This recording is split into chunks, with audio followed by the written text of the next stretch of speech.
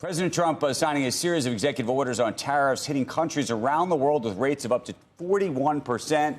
They are set to kick in next week. Joining us right now is Michael Froman, former U.S. Trade Representative, now Counsel on Foreign Relations President. Good morning to you. I think the question of the morning is, effectively, is this real? Does it get pushed again? Is this a negotiating tactic? Of course, it's some kind of negotiating tactic, but does it have teeth?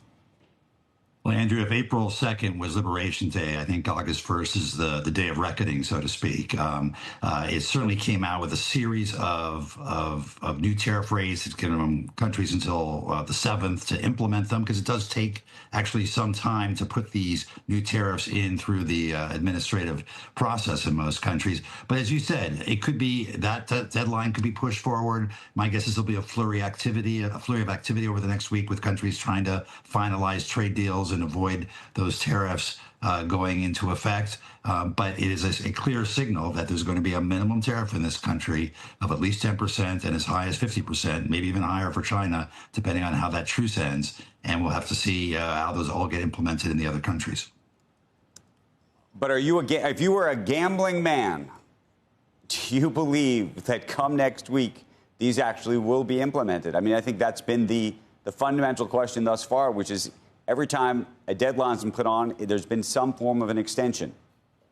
Yeah, look, I think a number of them probably will be put on. I think there probably will be some effort to kick down the road with those countries who the president determines are now negotiating in good faith and where there's some hope of reaching an agreement. But for a lot of countries, and whether it happens on August 7th or August 12th or even 60 or 90 days from now, I think the global economy and countries need to get ready for the fact that we're going to be living in a much higher tariff world. That is just the reality, whether it goes into effect right now or somewhat down the road. Right. And we've had a series of all-time highs in equities, Michael, and the bond market hasn't collapsed.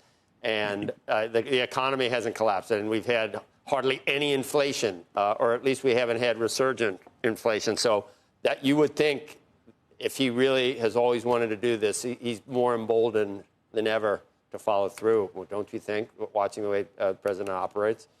Joe, I think there is that. What you said is absolutely true. The GDP figures are good. The inflation's ticked up a little bit, but not terribly significantly yet. There is a lag usually between tariff imposition and inflation of a couple of months. Some analysts think, or the slowdown we could see in the labor market today, Michael, theoretically. Or the slowdown, and sometimes there's a lag there too of a couple quarters, and so it's probably not great to be complacent about it and to take today's data as what's likely to be the case in 3 months, 6 months, 9 months. But it certainly hasn't been as disastrous today as some people expected. And I think the reality is a lot of tariffs have been announced but not implemented, as Andrew said. And so it's going to take some time for them to be implemented and have effect.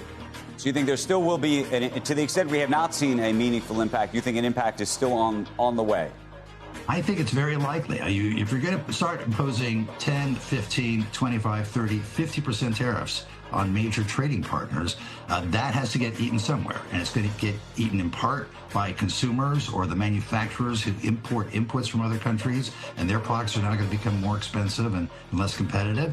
Or it's going to get eaten in part by the companies who try and adjust to that, and you're going to see that in profits. And so it's going to that has to be absorbed someplace, or it'll be absorbed in part by other countries, and you'll see a global slowdown, and that will affect the ability of countries to buy our exports. So nothing comes for free. I mean, there's no trade policy is free.